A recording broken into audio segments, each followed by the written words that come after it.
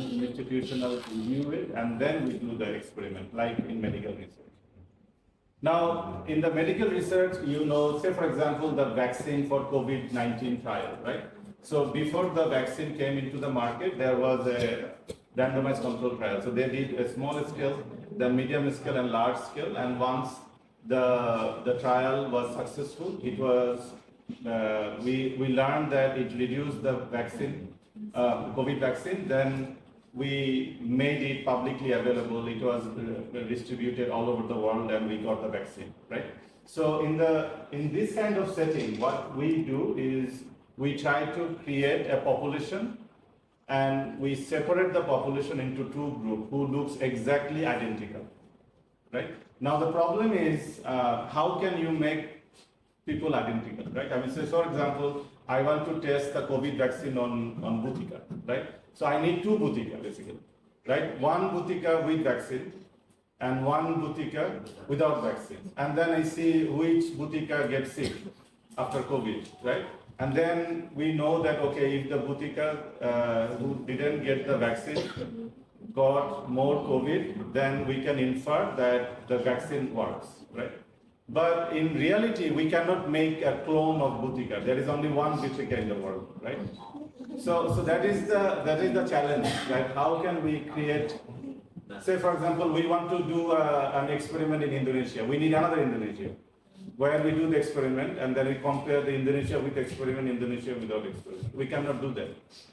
So the second best that we can do is create a sample of population who has the same mean variable, right? Say for example, I make a line in between.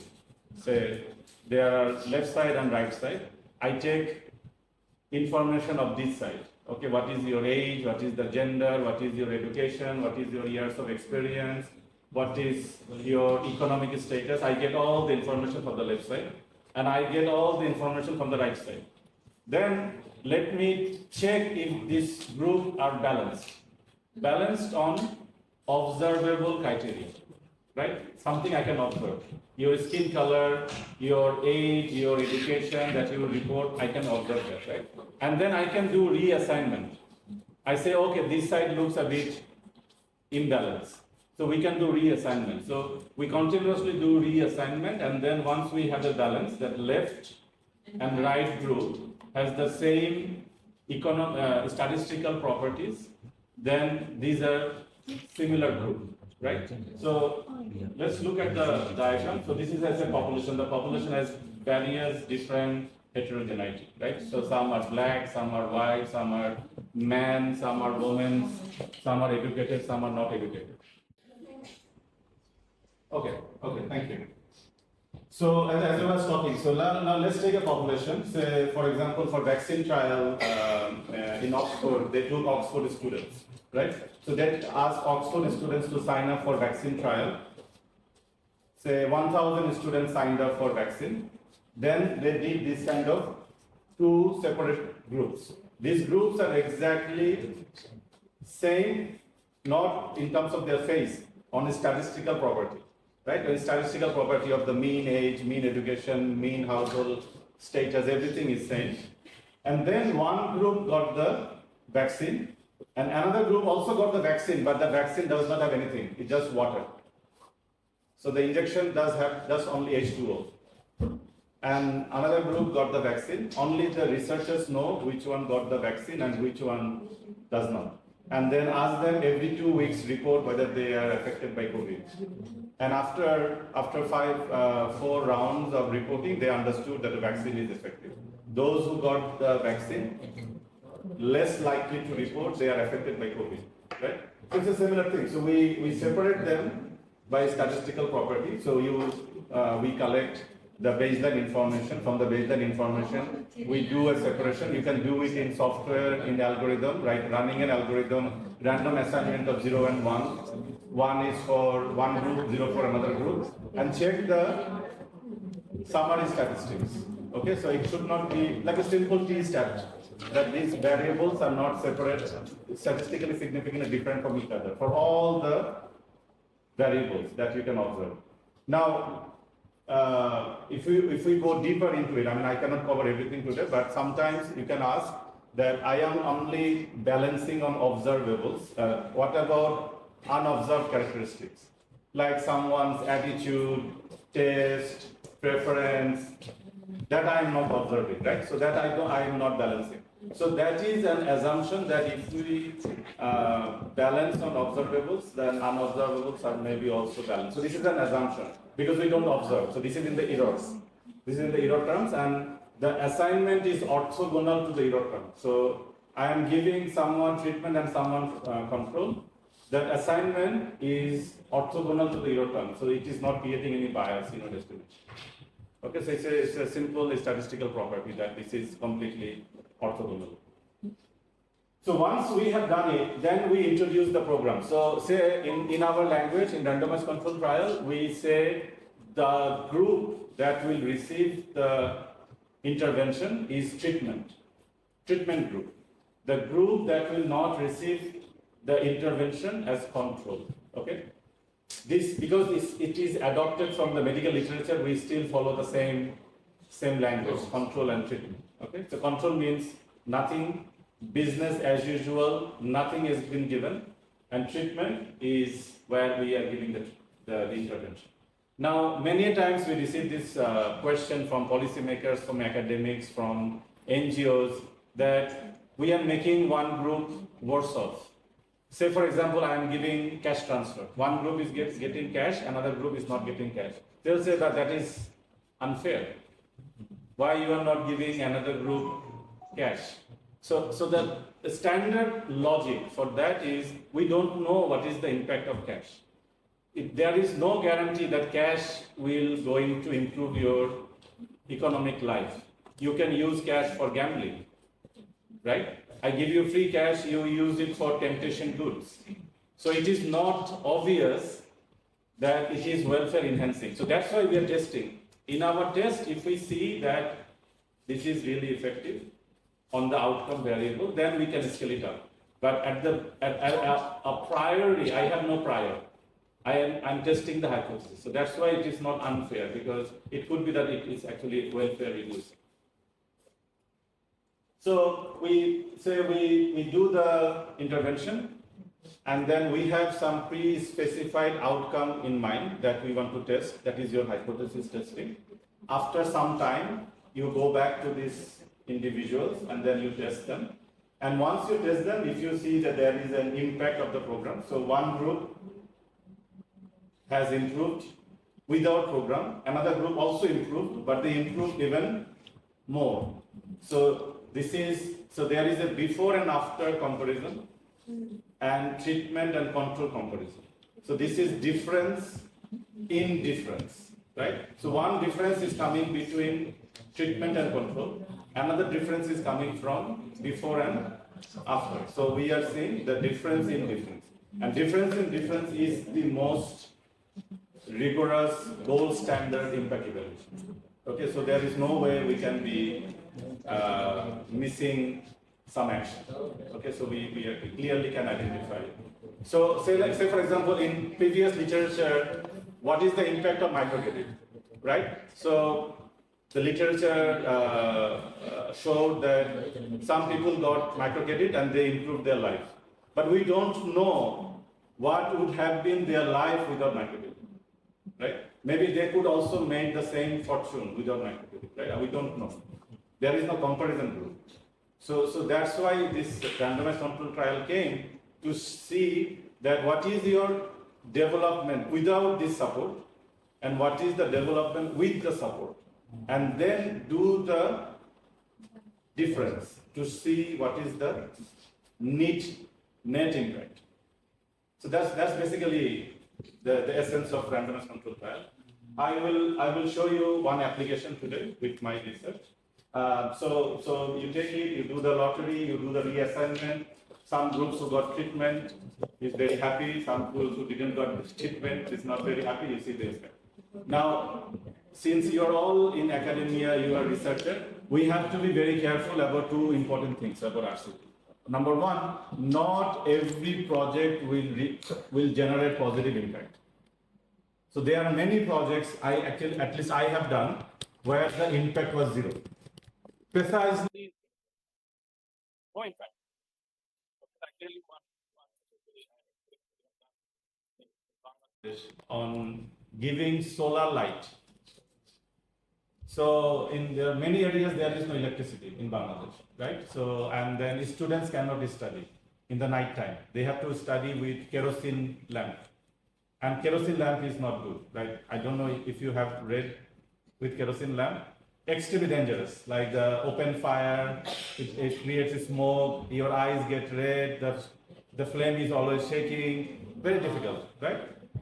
So we thought that if we replace this kerosene lamp with the solar light, like a lantern, solar lantern, you give the solar lantern, there is a small panel attached, the household in rural area can charge in the daytime and use the light in the night time. And that will have impact on academic performance. That is the hypothesis. So we did it in Bangladesh in 30 villages. Now the impact is precisely zero. Precisely zero on education achievement. So it didn't change academic performance. What it changed is their reliance on kerosene. So they are using less kerosene and more solar light. So there is a household saving. So household is saving more money because they are not purchasing kerosene. But education didn't improve. And then we start talking with teachers, and then it is the same curriculum, it is the same teaching, it is the same academic support. Just changing light will not make you meritorious. So we found a precisely estimated zero impact, and we reported it, and it's been published in World Bank Economic Review. So sometimes we have a hypothesis that maybe this is impactful. When I told you that I'm giving solar lantern, what is your hypothesis? Oh, this is nice. This is gonna work. Didn't work.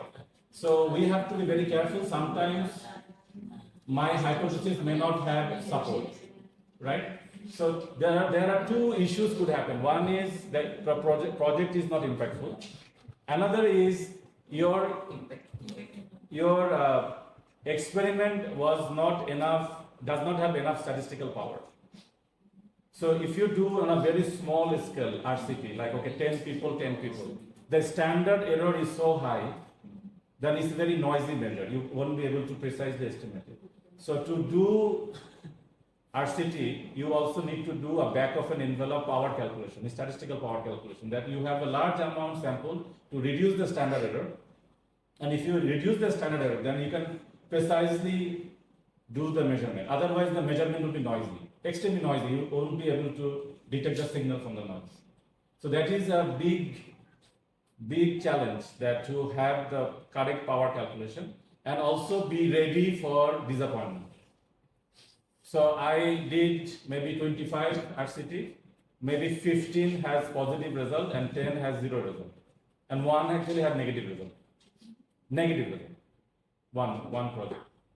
So I can talk about it, but the project I will show today is a positive result. So you'll be happy with this, but I can talk about negative results as well. Okay, so the project we have done that I will show, and that is an application of RCT, is mobile banking and financial inclusion, and this is done in Bangladesh. Okay, so you all familiar with mobile banking, right? So mobile banking, you can use money. And mobile banking is a very interesting product for marginalized families to send money, right? So we have many migrant workers in Indonesia who are in overseas, and how they send money. So this is something we are, Professor Tika Rundina and I, and we are exploring that how people send money, can we help them with the mobile money and everything. It's the international remittance. The internal remittance, which is like one province to another. Somebody is in Kalimantan, wants to send money to Java. Somebody is in Surabaya, wants to send money to Jakarta. How they can use mobile money to do it. So we did it in Bangladesh in a similar setting where people migrate to different locations and want to send money back home. And how they can send money back home, and how mobile banking can help them to smooth the transaction and reduce the friction is the main idea. And if we can reduce the friction, is it welfare enhancing? Just to give you the background of Bangladesh, I mean, those who are not very familiar with Bangladesh, so Bangladesh is one of those countries who is rapidly progressing, but there are a lot of challenges. Okay, so one challenge in Bangladesh is underbanked population. About 76% people in Bangladesh do not have access to traditional banks. 76%. Even though Bangladesh is known for microcredit, right? The microcredit, 76% people is not having like a bank account, traditional bank account. Traditional bank account like your BRI account, right? The BRI account, they don't have it. Now, why they don't have it is a classic demand and supply problem. Banks do not want to go to rural area because operating in rural area is expensive. They don't want to have brick and mortar branch operation. And also, there is not enough ATM machines because of the infrastructure problem. We do not have enough electricity. We do not have enough paved roads.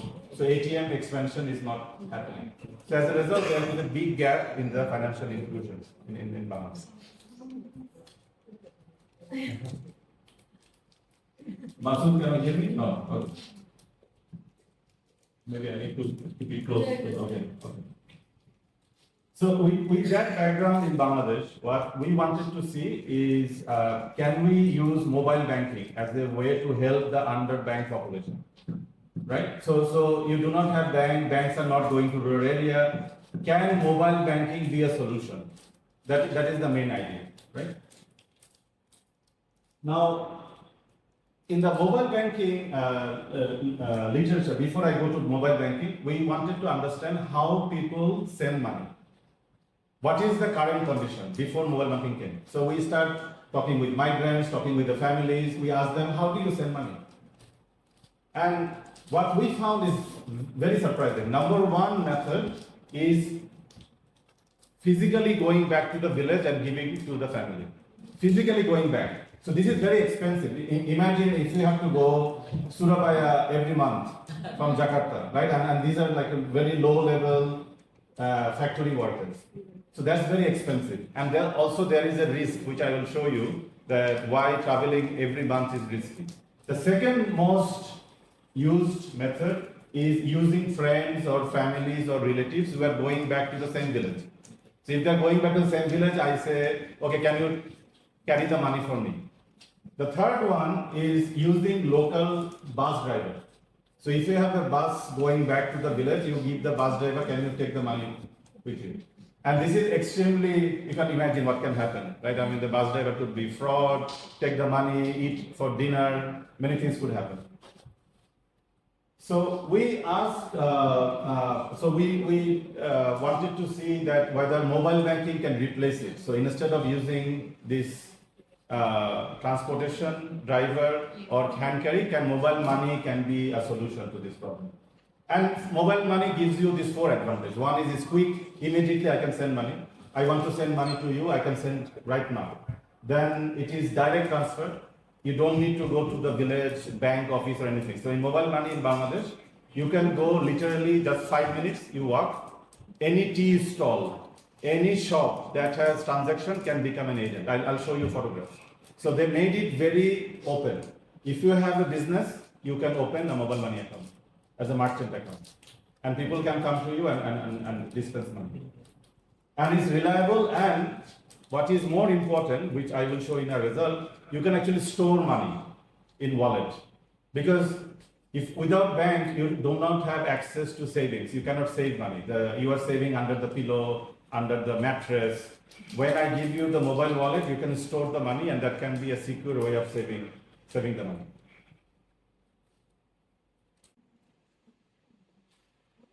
So those who know the development of mobile money, the mobile money actually introduced in Kenya. So Kenya, they started mobile money first. It's known as M-Pesa. M-Pesa, and then slowly in Africa, mobile money become very, very common, and it's rapidly rising. And also in South Asia, in Bangladesh, in India, in Pakistan, mobile money is very prevalent. You go everywhere, you will see mobile money. And I think it is catching up here as well, but in a different way. But it's catching up in Indonesia as well. Next slide. This paper, which I have done, has been published in American Economic Journal, Applied Economics, and with a bunch of co-authors. So I can share you the paper if you're interested. Next slide. I have co-authors from World Bank and New York University and National University of Singapore, and it's been funded by Gates Foundation, Bill and Melinda Gates Foundation, International Growth Center, and UC Irvine. So it's a multiple donor-funded project just to understand can mobile financial services could be a way to help migrant workers send remittance on time. So what is the big picture thing? So the big picture thing is there are two ways you can think about rural development. So one, rural development is creating opportunities in the rural area, right? So you create economic opportunities, you give microfinance, you give SME training, that is creating opportunity in the rural area. Another approach you can take to improve the rural poverty is helping people to migrate, right? So I have low income opportunity, maybe one member can migrate to where the income opportunity is higher, and then the family sends money back home. That is another way to reduce the poverty. So there are two approaches. It's not conflicting, both can happen. So you will see in many places, like I was in Malang, there are a lot of income opportunities in Malang because of the tourism, but also there are many people who are migrating outside of Malang and sending money back home. So both are helping Malang to develop, right? So we are focusing on the second one, which is helping people to migrate and send money back home so that the families can do better.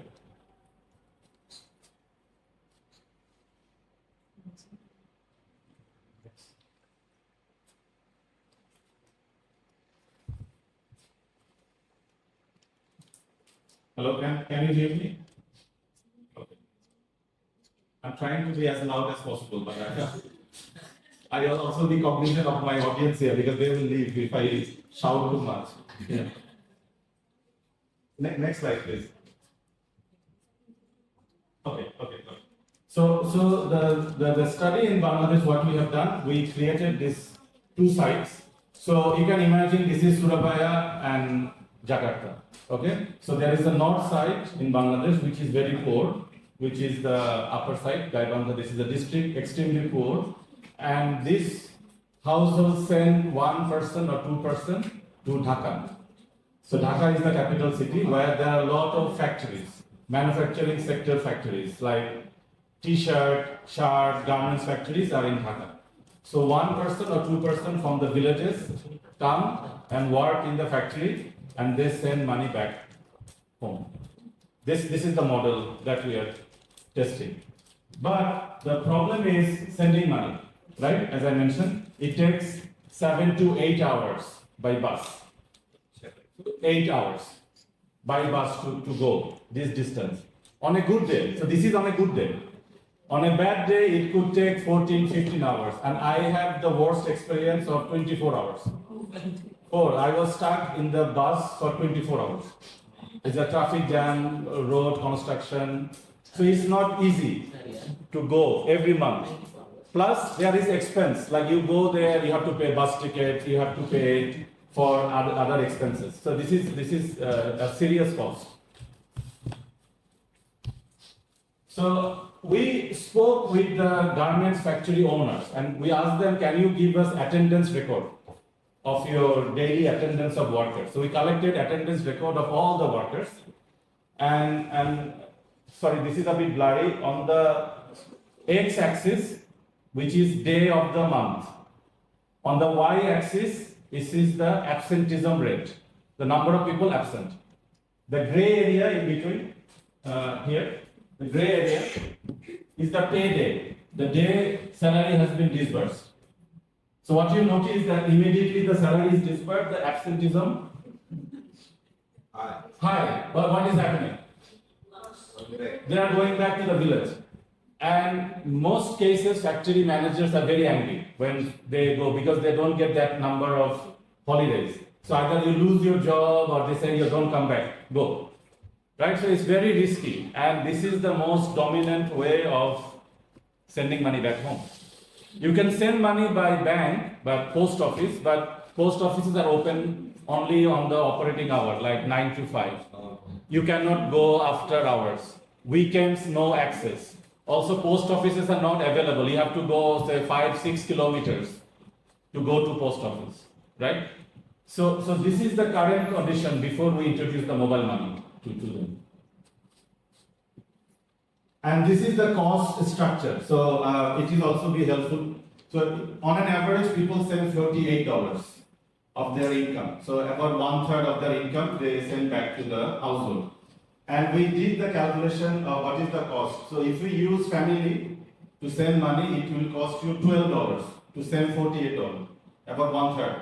If you use bank account, bus driver, friend, it's less $3 or 48. But if you use mobile money, then it is only $1. So it's substantially cheaper, more accessible, rapid. But the adoption rate of mobile money is almost zero. Nobody adopts mobile money. Why? Can you think? I mean, it doesn't make new classical assumption, does not make any sense why people are not doing it, right? It's cheaper, it's more convenient, it is in your hand. So my new classical economic theory will predict people should prefer this one. But the adoption rate is almost zero. So what is the economic puzzle here? Why they are not adopting? And this is true in Malang as well. And Bhutika can document this, right? People do not use mobile money for transferring money. Why the adoption is low? Is it because the fear of using the technology? Exactly, the fear of using technology. So people are risk averse, and they don't know how to handle, how to use mobile money to transfer. This is a big ask. Many people never use bank, and now you are asking them to use phone to send money. They say, no, I want to talk with someone. So the market-based solution will not make you adopt this technology, right? It's very risky. It's a risky product. There is no support, and on top of that, people are illiterate. So the mobile phone, which I will show in a minute, mobile phone use English menu. So if you are illiterate, you don't know what is happening. I even talked with my driver in Bangladesh that how you know I called you. And this is very interesting how they save my number. So he saved my number with a square and triangle. So square, triangle, Abu. That means he doesn't read Abu, he read triangle and square. So triangle, square means Abu. If his wife sends him phone call, this round, round. So circle, circle means wife. So everything they remember as a picture. Those who are illiterate remember things as a picture. That this is means Abu. This is means, so they don't read it. So we thought that the biggest adoption of mobile money is the illiteracy. But I mean, we cannot literate people, right? I mean, that takes year long. So how can we do it? So that's the challenge, that how to help people to adopt mobile money. So what we have done, we partnered with a local NGO called Ganon Kendro. So this NGO provides training for the migrant workers so that they can get a job in Dhaka as a swing operator, like the swing machine operator. So there is a training program. Every year they train people and the trainers go to Dhaka and they work. So we partnered with them. We got the list from them that who are working in Dhaka and sending money every week, every month. We got the list from them. And then this is the type of work they do. So this is like a garments factory. You can see that the workers are working. They are male, they are female, they are working, they are earning money at the end of the month and they send money back home. And then we partnered with this tech provider. It's like Dana. So Dana in Indonesia, this is bKash in Bangladesh. So they provide the same service. You register for the phone wallet. Then you go to a local agent, transfer the money into the wallet, and you give them the number to send. The number goes to the rural area, and then somebody gets the SMS. They can go to the agent and withdraw the money.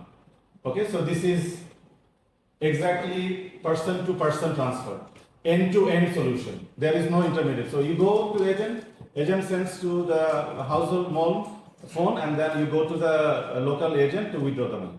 So you can get money immediately. And these are the two features. So you can use, like if you do not have internet connection and if you have no smartphone, you can still use it using traditional old phone. You don't have to, it's like SMS. You press star 247 hash 1 2 3 4. 1 send money, 2 receive money, like that. Or you use smartphone, but mostly at that time no smartphone. Everybody in the rural area, because these are poor families, right? They are using feature phone, like Nokia phone, that nobody use anymore. At least in Indonesia, I haven't seen anybody using it. Even though I have seen Nokia Office, I don't know what they're doing anyway. Okay, so when we start talking with the CEO of the mobile money, he said, "Oh, I never thought about it," because for them it was a very cool product. Like the urban people, urban couple, they will go to the shopping mall, they will show the QR code, they will pay without carrying the wallet. So they never thought that this could be a rural product as a remittance. They thought this is like a very cool product. So when I start talking with them and then we show our result, they now change the advertisement. So their previous, I don't have the previous advertisement. The previous advertisement you can imagine, like this very modern boy, modern girl going to the shopping mall, they're buying. Now their advertisement is this, that I am a factory worker, I have to do cooking, I have to take care of my child, and then I have to send money. That's too much. Now I can rely on bKash to send money. Their advertisement is also changed because of the research, because we showed them it could be a very impactful product. And I told you that I will show you a picture why bKash is available. So look at this picture. This is in the middle of nowhere in a village.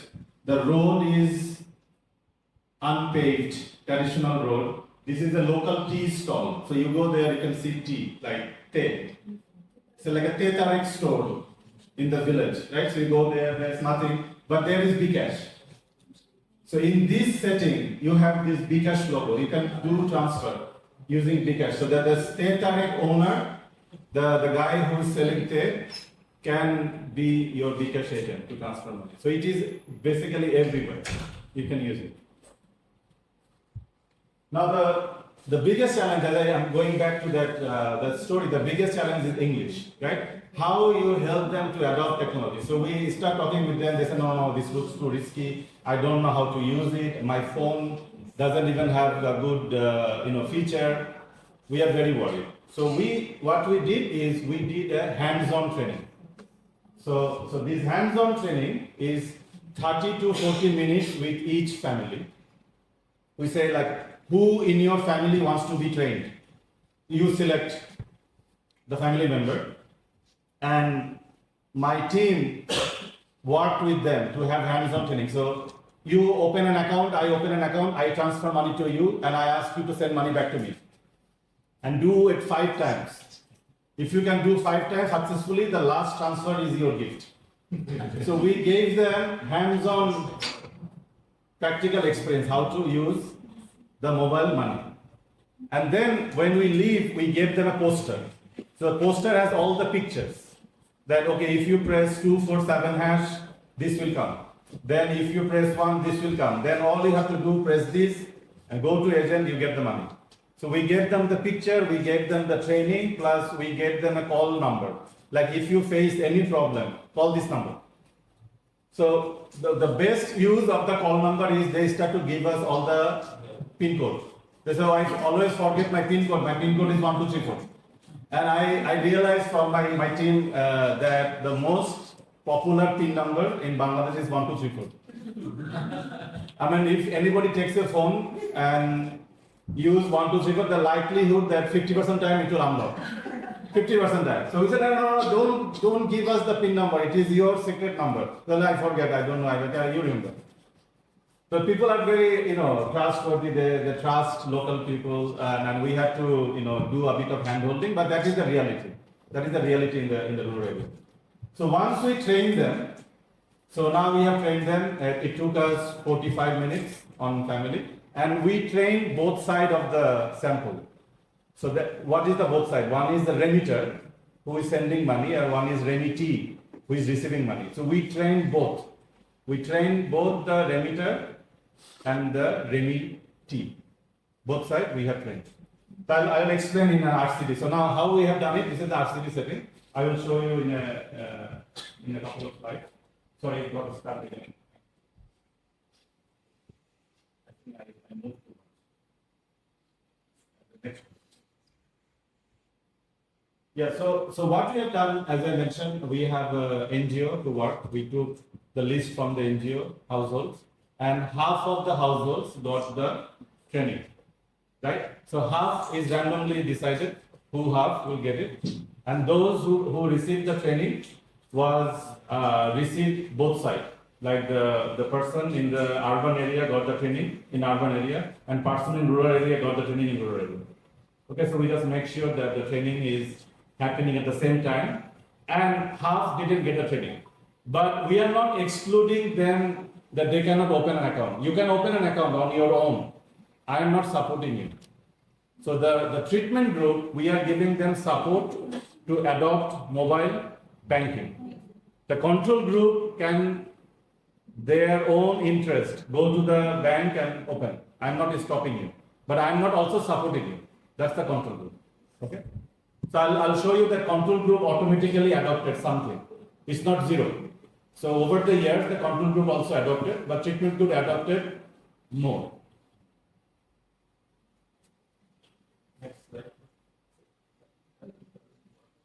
So this is the assignment. So we do like 0, 0 and 1. 1, say 1 means treatment and 0 means control. So you do a random assignment of 0 and 1.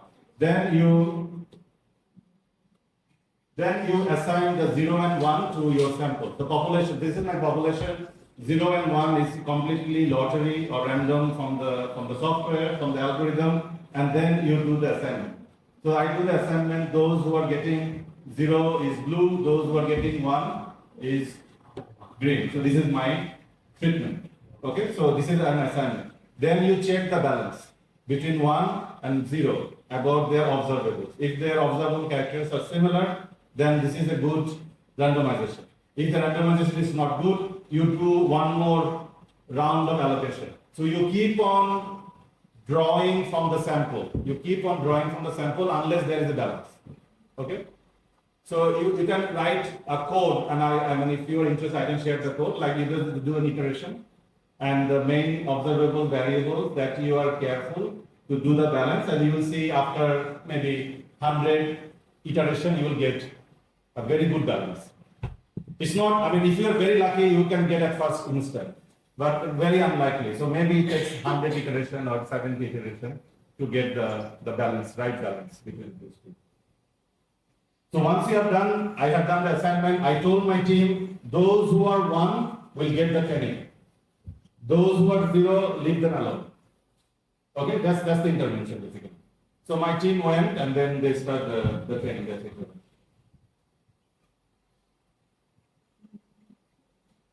Sorry, so I already explained, 1 is treatment, 0 is control. And then next slide, please.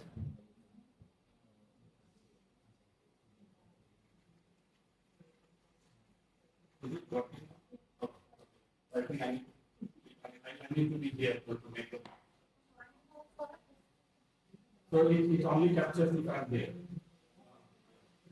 So the treatment and control I already explained. So what it is doing that in the rural area,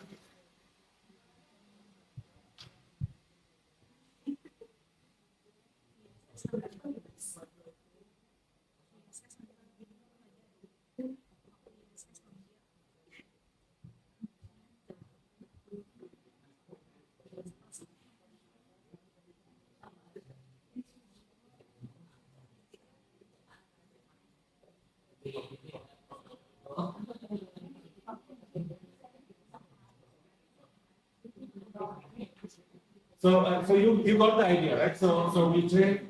So one advantage of this design is we sample both sides. It's a link sample. So we observe the household, we observe the migrant. We train the household, we train the migrant. Both sides link together. not only one side.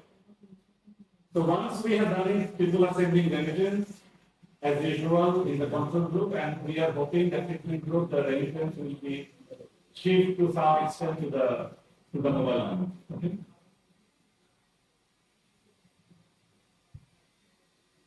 How we are doing in terms of time? Deepika, how I am doing in terms of time? I have how much? Left? 30 minutes? Okay. So for any randomization, whether this is impactful or not, whether it worked, did it work to see are people using mobile money, right? So one way to understand mobile money is to see whether there is any transaction happened in last 1 year. So we followed them for a year, and after a year we did the survey. And we also partner with the local NGO, and the local bKash company.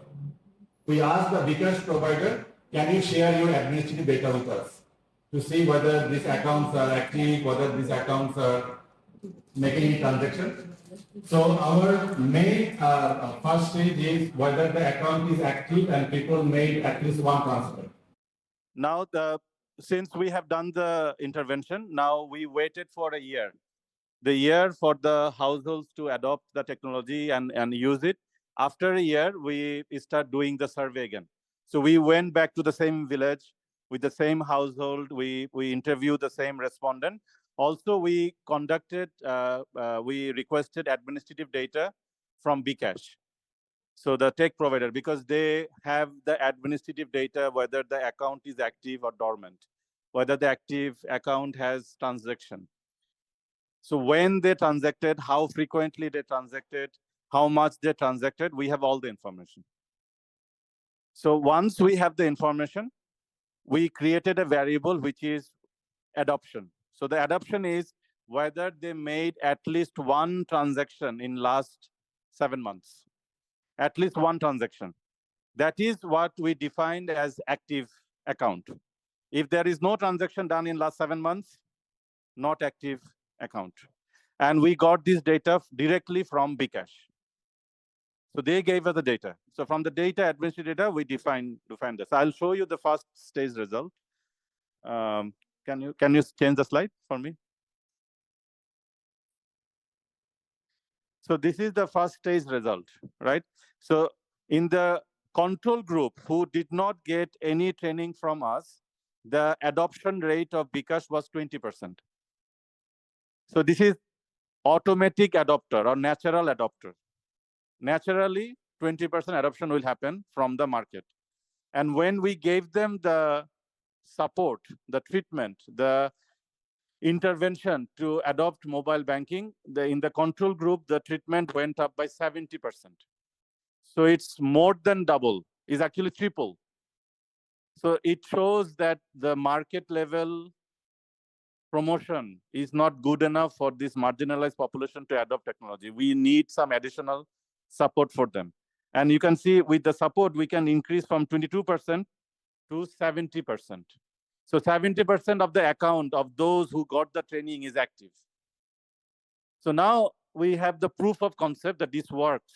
Now the second stage is if it is working and they're sending money, what is the welfare effect of these households? That they are receiving money on time, they're receiving money exactly when they need it, how it is helping these families to improve their welfare. But this is the first stage concept, that my intervention worked.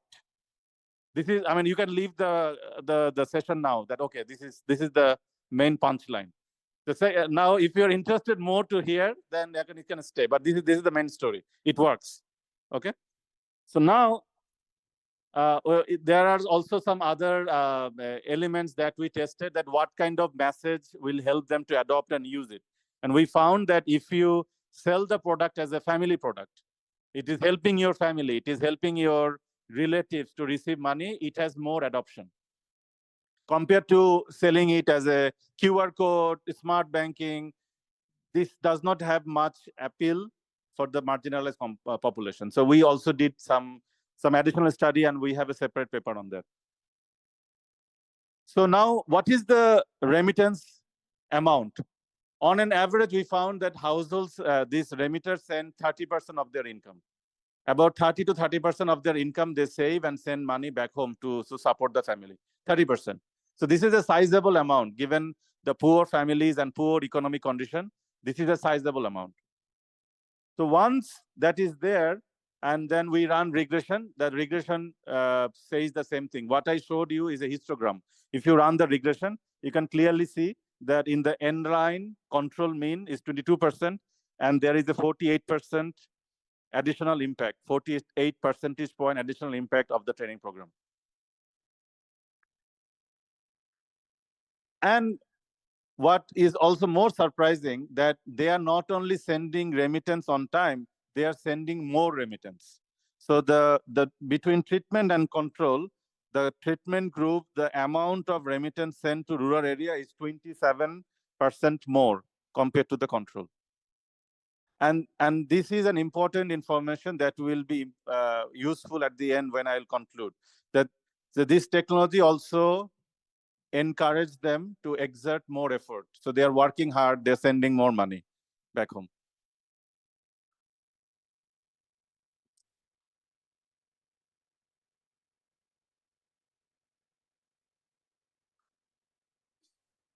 Now, when the money is going to these villages, what was the main primary outcome variable of interest is poverty. Are this money helping them to reduce poverty? And there are two ways you can measure poverty. One is food poverty and non-food poverty. So our main focus is food poverty.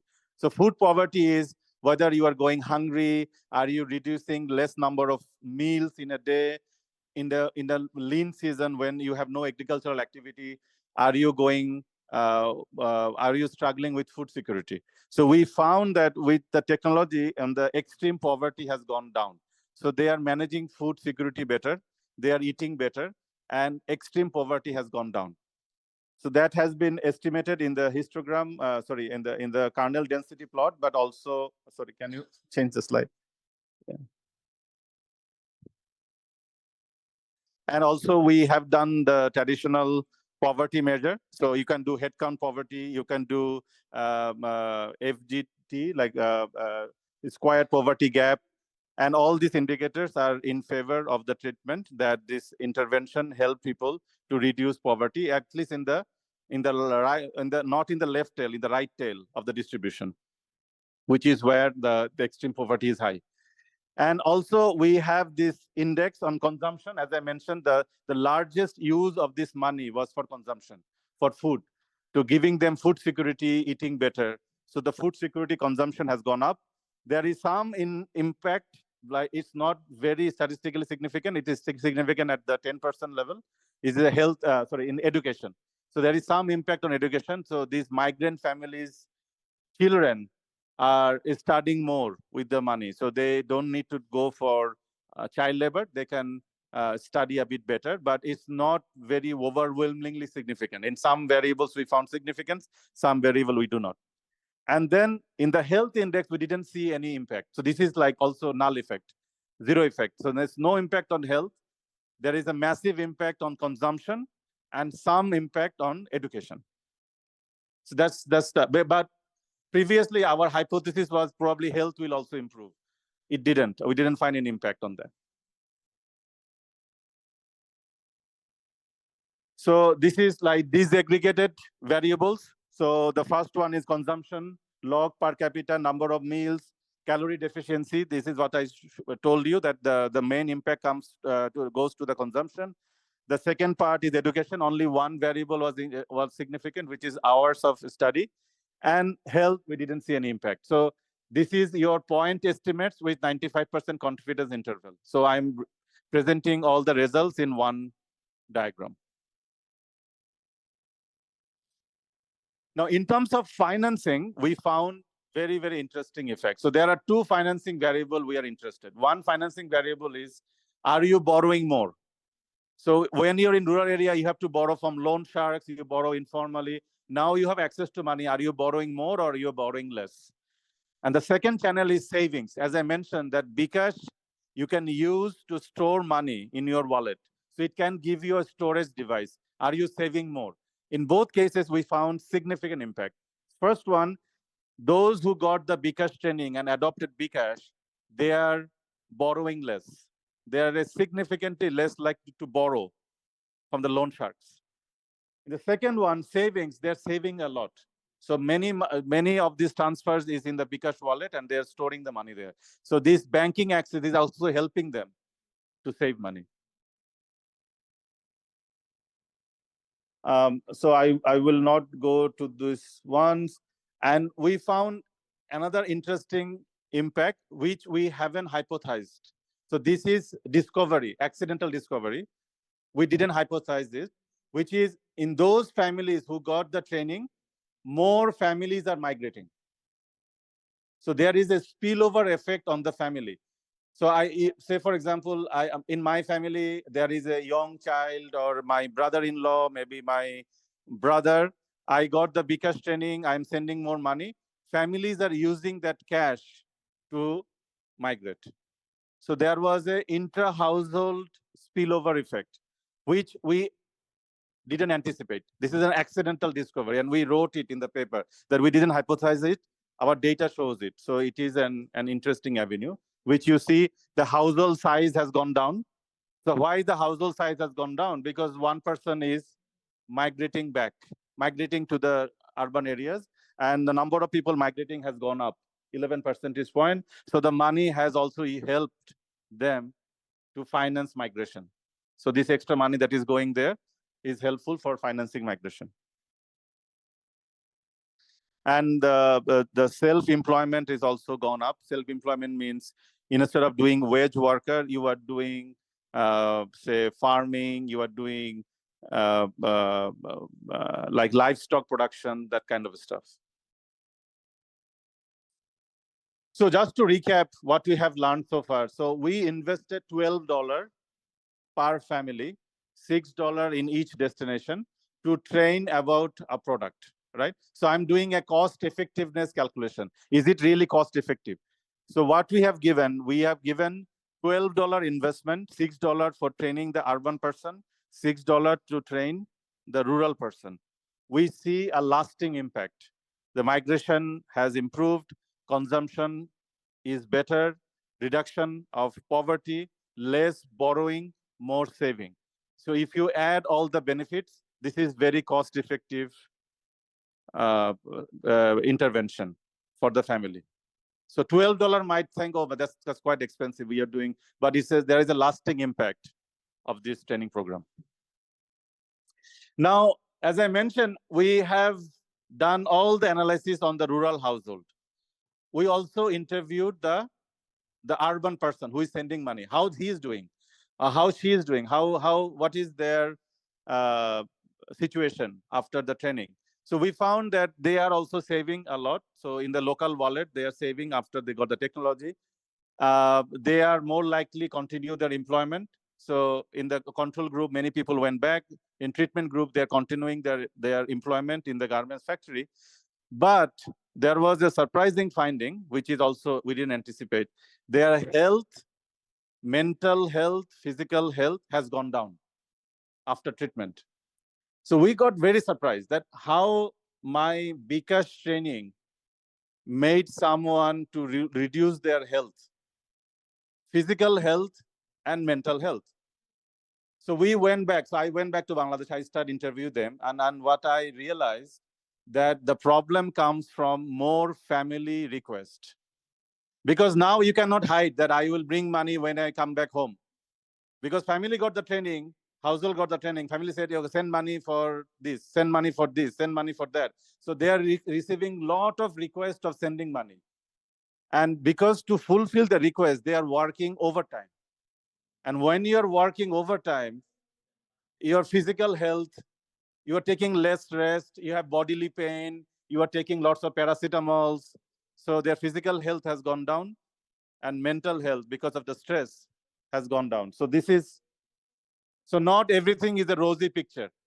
So there is also a negative side of it, which we found that those who got the treatment actually receiving lot of requests to send money back home. And as a result, their physical health and mental health has gone down. Anyway, that should not reduce our impact of intervention on the rural area. So it tells us that we need to find a better way to reduce this pressure. And this is exactly what we are working in Indonesia, the same thing, that once we introduce technology, maybe the families will start asking you a lot of money, and how we can design better product to handle it. So this is a research we are doing together. Anyway, so let me wrap it up and then go to Islamic finance. So just to take a step back. So there are two movements we're talking about two movements, right? One is movement of people, and another one is movement of money, right? Migration helping you to move to better location where the job opportunities are. But the families are dependent on migrants for sending money. Without having a reliable financial technology, there is a friction in the market. We cannot send money back home. Technology can help to reduce the friction. Once we reduce the friction, we see there are welfare benefits. With some caveats on the personal health, which we need to have a better design. But it tells that two things. One, market-driven solution will not make automatic adoption of technology. We need extra intervention. It is true in India, this is true in Bangladesh, it is true in Indonesia. We don't see natural adoption by the marginalized population. So we need to think beyond the box. We need to think about way out of the financial technology providers to help them to adopt technology. And if we can help them, there will be welfare benefits. So that's the main conclusion of the paper.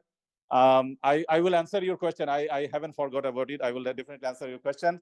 So now, the reason I got invited, and thank you to Butika, to talk about Islamic finance. I know that Islamic finance is University of Indonesia, Malaysia University is very, very frontier on Islamic research, Islamic finance. But the use of randomized control trial in the Islamic finance is probably not that many. And there are opportunities to collaborate and learn from each other. How can we do better design of financial products and try to understand the impact. So one is there are concepts, the mudaraba concepts. And one is the use case of it. Like, does it really work? Does it create the benefit? Is there any way we can do a better design of the product, being true to the Sharia law, but also be more understanding of the local demand, of the grand reality. So those who design the product in a fancy office in 78th floor do not come to the ground. Those who are in the ground do not go 78th floor. We, the researchers, would be the bridging. We have to do the bridging, that what they need, what is the design we need. We explain them to the CEOs, the product, because we are not going to design the product. Right? I mean, we are not Dana. We are not Bank Sharia, right? But we are academics. But we can be the bridging. That what is the need? We have to be true to the Islamic Sharia, Islamic law, but we have to do better product modification that can satisfy both parties. So this, I mean, as it's I am not an expert. You guys are expert on Islamic finance. I want to learn from you. I want to learn what has been done, and then maybe there are better ways to tackle the problems that is Islamic finance. So as I can tell you, there are some scholars working. Can you go to the next slide? There are some scholars working in the Islamic finance. I am also committed to do some work in Islamic finance, and through this visit, I have the opportunity to learn from all of you. So there is one scholar, Muhammad Meki, in Oxford. He's a very close friend of mine. We are doing some work in Bangladesh and in Pakistan. And he has done some work on equity financing. So it's a equity financing with the Sharia bank in Pakistan. So it's a equity transfer program. Say in microfinance, say I give you a cow. Then they gave an equity that because I gave you the cow and you haven't paid anything, the equity lies with the bank. So bank holds 100% ownership of the cow, and the person who receives the cow has zero ownership. As you pay your loan, the equity get transferred. So if you pay 50%, you have 50% of the equity. At any point the cow dies, both share the risk. So it's a Sharia compliant. So it's a new model that they have tried, and it's been published in American Economic Review. That is the top journal, you all know. It's been published, just got published, on equity sharing model of microfinance. And it's a Sharia compliant, done in Pakistan. But they have issues of how to scale this model. This is done on a small scale. How to scale it, how to do it as a main terms product. There are some scale other problems there, and there is opportunity to do research. Then there is Adam Osman. He's also a very good friend in University of Illinois Urbana-Champaign. Adam Osman has a project. I think he compared traditional microfinance with Sharia microfinance, how it is different, how it is impactful. So these papers have been published in JEBO, Journal of Economic and Behavior Organization. There is a special edition on Islamic finance, and there are papers there. I can. Okay. And I have an interest in Mudaraba. I am interested in this, which is you give in kind, but you return in cash, right? So in the new classical research, it shows that you need in-kind transfer, but in-kind, the asset also requires some additional support to maintain the asset. Say I give you an example. I give you a car, and I ask you to return the car by driving it as a income. But just giving you car will not make the car active. You need money for buying petrol. You need money to buy insurance. You need money to eat food, right? So I think the design of this in-kind transfer and needs some extra element to sustain the business, need some extra cash to sustain the asset. Now, I am not an expert in Sharia law, so we need to talk with the Sharia expert that how can we design something that has some component, like 80% component of asset and 20% component of some liquid cash. Otherwise, you cannot sustain the asset. So that kind of innovation has not been done. So this is my naive understanding of it. I'm happy to collaborate with you. There are opportunities to learn about the Sukuk bond, right? What is the impact of Sukuk bond? Does it really make a difference on the welfare of the people? Can we do better design of Sukuk bond? I don't think there is any study on that, right? So there are a lot of opportunities that Islamic finance research can be done. And one idea, Professor, you mentioned about this training program of the. So there are opportunities to do better design where we can learn, and then it will be a rigorous evidence that can be published in top journals. So so opportunities are there, but I think with a small baby steps we can learn from each other and contribute to this literature as well. So thank you very much for the opportunity. Thank you very much for listening. And I hope I could contribute something on your understanding of RCT. Thank you very much. Thank you. Thank you so much, Dr. Abu Sanchai. So now we are going to the Q&A session. I welcome everyone who maybe in the Zoom that have question. Also, you can either raise your hand or put a question in the chat box. And also, I invite if any question from the offline. Yeah, silakan. Yeah. Okay, Assalamualaikum warahmatullahi wabarakatuh. Thank you very much for your explanation. I'm interested in slide 30. You explain about how you define 1 and 0. Can you explain more? I'm a little bit confused. You say that randomize is training and control is not. And how you develop that data set? Thank you. So thank you very much for your question. So the randomization is done by asking, so you can do it in Excel. You do a random number generator of 0 and 1. So there is a command called ran. You can ask Stata, just give random number generator of 1 and 0, right? So it will give you a random. So maybe first 3 is 0, second 2 is 1, whatever order, right? And then you are assigning 1 as treatment and 0 as control. And then you do the balance check, that those who are 1, what is their average mean statistics? Those who are 0, what is their average mean statistics of the variables? Then you do the t-test between these two, between these two groups for all the variables. So there are, say, 10 variables: age, education, male versus female, like maybe 10 variables, right? You do the t-test, and you will see that one is significantly different. Then maybe this group has more female than male. Say, for example, if I draw a line here, right? This side has more female, it will not be balanced. So your statistics will say that this right side has more female than left side. Then I have to do reassignment. So reassignment means you ask the computer to do another random draw. It can do 1,000, a million times random draw. If you say I have 100, from the 100 do random draw.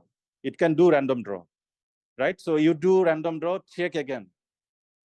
Then not balanced. Now female is balanced, but age is imbalanced. You must balance. So you have to do iterate. 100, exactly. 100 times is that's a number. My maximum is, I think I have done 225 times to have a balance. But I mean, you are all talented. You can run a code. Code will do it for you. You don't have to do painfully, manually. You can do it by code. So I think it's the same thing when you previously mentioned different inputs. Right. You can compare it with different inputs. No, so in different diff, so like a natural experiment, you need to have like a pre-trained, that they are pre-trained. Without pre-trained, you can't do it. But because by design, I am making sure there is a pre-trained, because 0 and 1 are completely balanced. Yeah. That it makes sense? Yeah.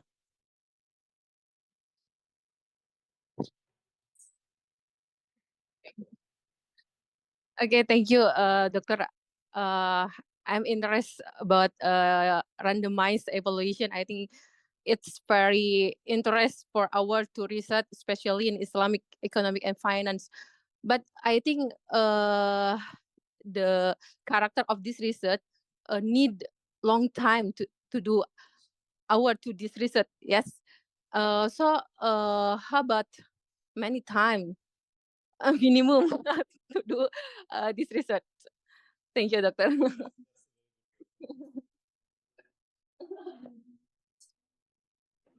We change to this It's- because it is not. Oh, okay. Okay. That's a great question, and it is true. It takes time to do experiments. So I tell you the challenges. The number one challenge is funding.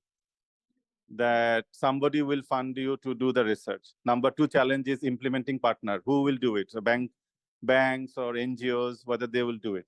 Number three challenge is because it's experiment with human. This is not particle. So human, so they deviate, they get married, they migrate, they die. So many things happen, right? It's a human, it's a real subject. So yes, people change. So we have to be very careful, like be in the field, send someone, have observation, like sending children, no, not children, students there to observe. So that is important. And it takes time. But the fruit of any pain is you get a solid paper, solid paper and solid evidence. That's the benefit, but it's challenging. It's challenging, but that should not discourage you. I mean, people are doing it. If you have a good team, I mean, it looks like the university is in perfect location. You have the resources. You have all the talented young scholars. It's just do it. Yeah. Which one? This paper? This project? We produced 3 papers. 3 papers. So one is about what kind of marketing is important for promotion of this. One is the impact which we produce, and another paper is about how people think about mobile money versus how people think about normal money. Yeah. So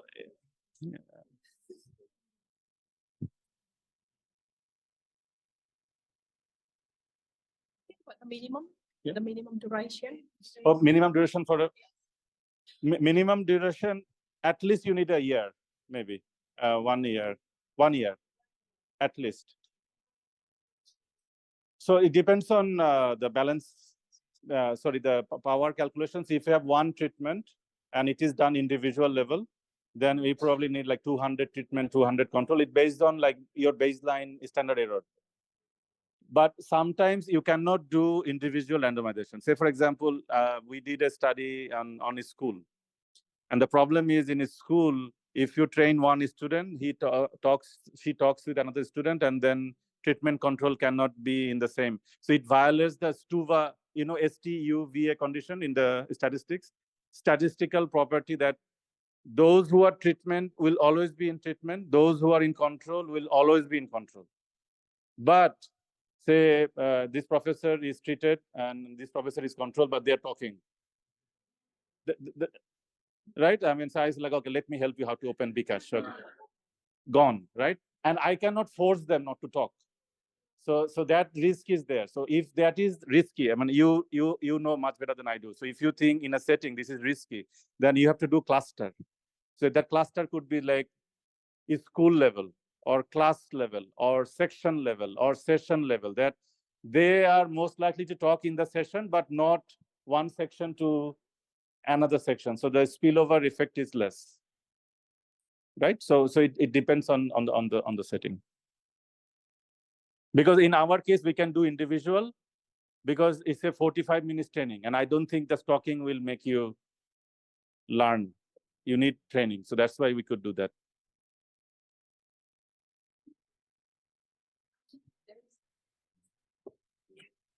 Thank you, Mr. for your presentation. I think RCT is really good for treatment evaluation, but I wonder how do you design the treatment?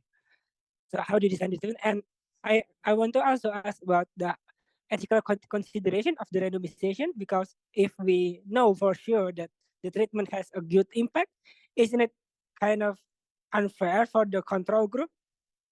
I think that's it. Thank you. So the first question is, how do you design? So the fundamental thing is something that you want to test. Like, say, for example, vaccine, we want to test the vaccine. Or in our case, we wanted to test the technology. So as a researcher, you want to see what is the, like a theory, like we have all the micro theories, right? So what is the friction? What is the market? What is the constraint that we are trying to fix?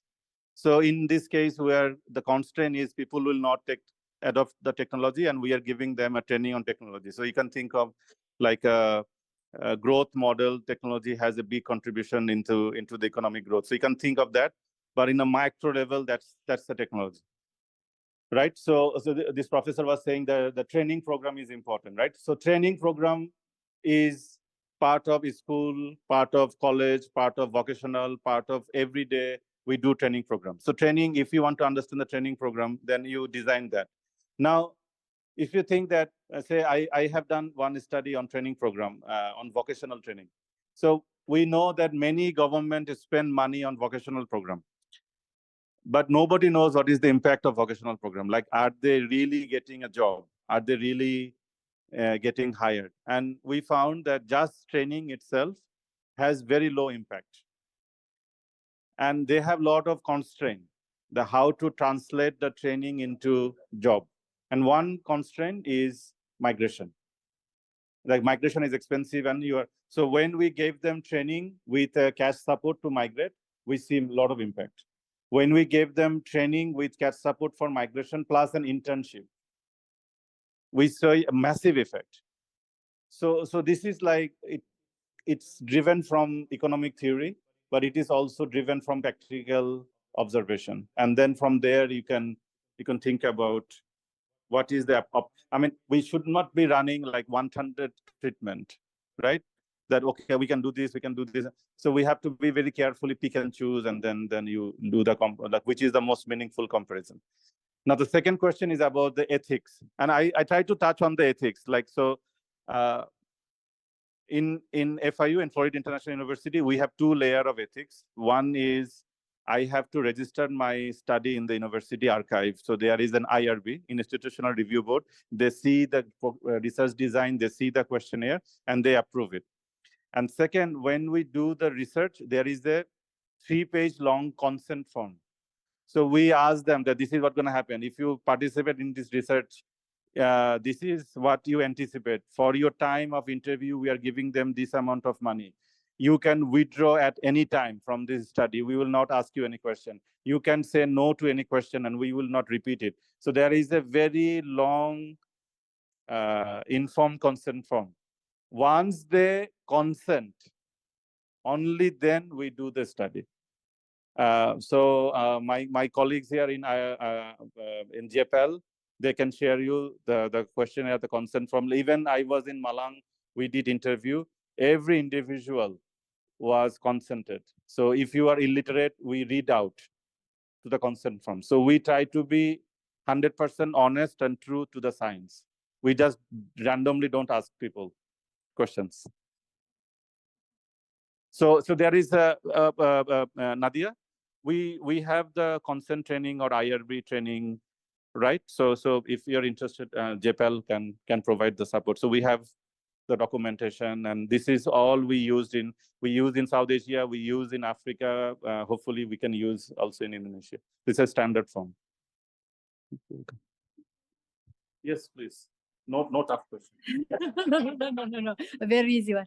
So, Abu, can we try to see the impact of some programs that already begin? Because in your case, you design everything since the very beginning, right?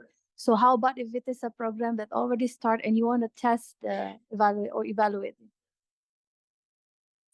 Sure. Now that's a great question. So if the project has already been implemented and we want to understand the impact of it, can we do it? So we cannot do RCT because it's already been implemented, but you can use other methods. So there are like natural experiment or event analysis or regression discontinuity or IV, instrumental variable approach.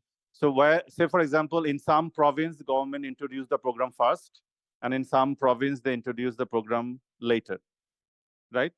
And if this decision was random, then you already have a natural randomized experiment. Like government did not know why to implement it. They started from left to right, or they started from east to west.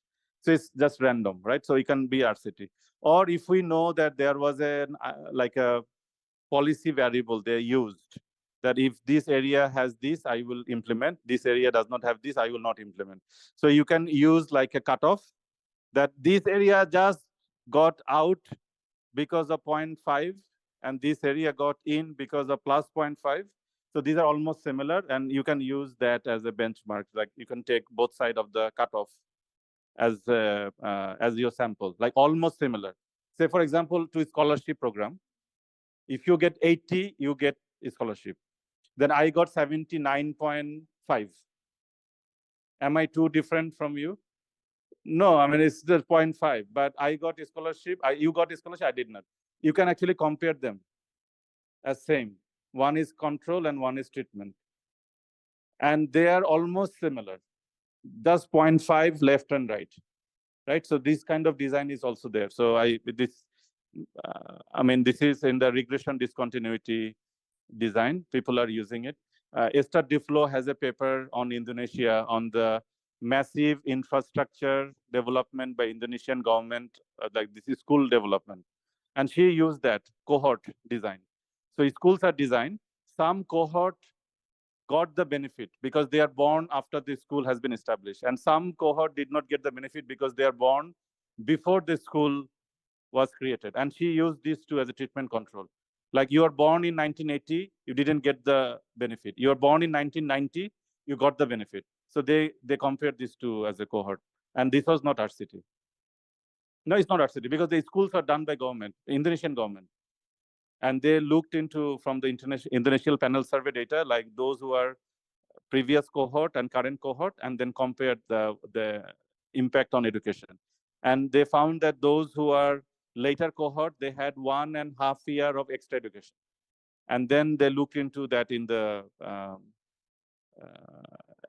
finance and employment and income. So there are other methods. I mean, RCT is one method, but there are other methods as well.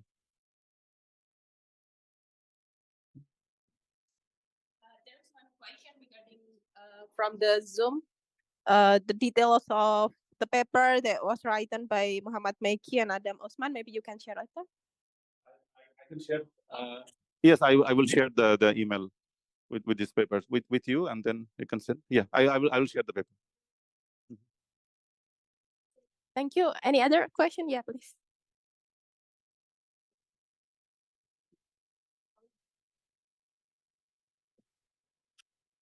Thank you, Mr. Abu, for the opportunity.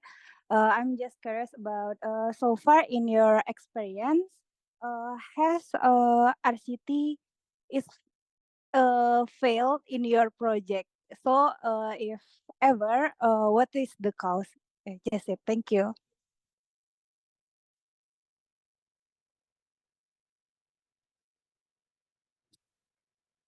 Yes, my 3 RCTs failed, and 2 is because of COVID. Yeah. So we started to roll out, and COVID happened, everything locked down, so we could not do it. And one project we could not do because of the implementing partner, which is government, said we cannot do it now. So we had to stop the project. So there are 3 times we could not. So except for null result. So null result means 0 result. But this project could never go to the field. So we had to write different papers. So those papers that in the COVID time we could not do, we write COVID paper. So yeah.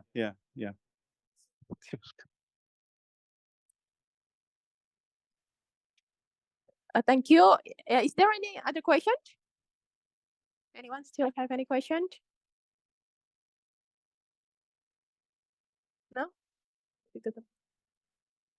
Okay. I think we have a question from Brother Masudul Rahman. If we want to see the impact of Islamic finance, we need to compare with the traditional finance also. So how we can randomize them? Who will be the intervention group and who will be the comparison group? Oh. From Bangladesh. Good to see Masood writing text. He's also very interested in Islamic finance, so from Bangladesh. So one way to think about comparing Islamic finance, to say there is a microfinance institute who does both type of finance, Islamic finance and Sharia finance and traditional finance. And then we can give loan by lottery. Say, for example, there are 100 groups, microfinance groups, like Grameen type groups who are interested. You can give 50% by lottery Sharia design contract and 50% as traditional contract and compare. So that is something you can do. But I think the challenge is not giving them the contract. The challenge is finding an NGO or an MFI who does both type of microfinance, because I know that either they do traditional microfinance or they do Sharia microfinance.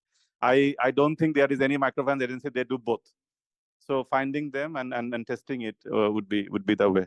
But I can talk with about it more, Masood, if you want.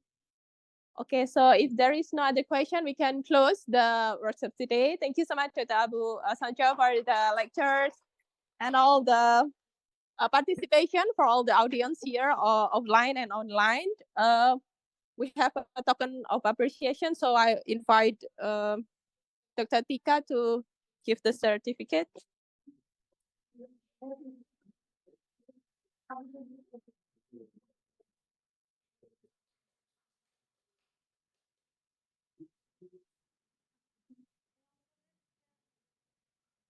This is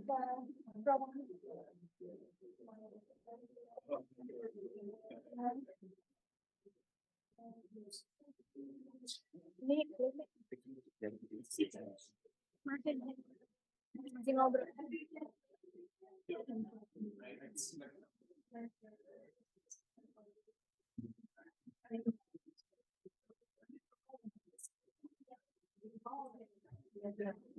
Okay, so thank you so much once again to Dr. Abu and also Dr. Tika. Thank you for all the participants. So sorry for the issue of the sound. So we will later on upload the recording in the YouTube of Islamic economics program. So you can check later, and we will also share the materials later on in the group. So those who have not joining in the Zoom in the WhatsApp group, you can joining later. So with this, we end this session. Thank you so much for all the attendance. After this, we will take a picture for documentation for those who are joining offline here. So thank you so much. I end. Wassalamualaikum warahmatullahi wabarakatuh.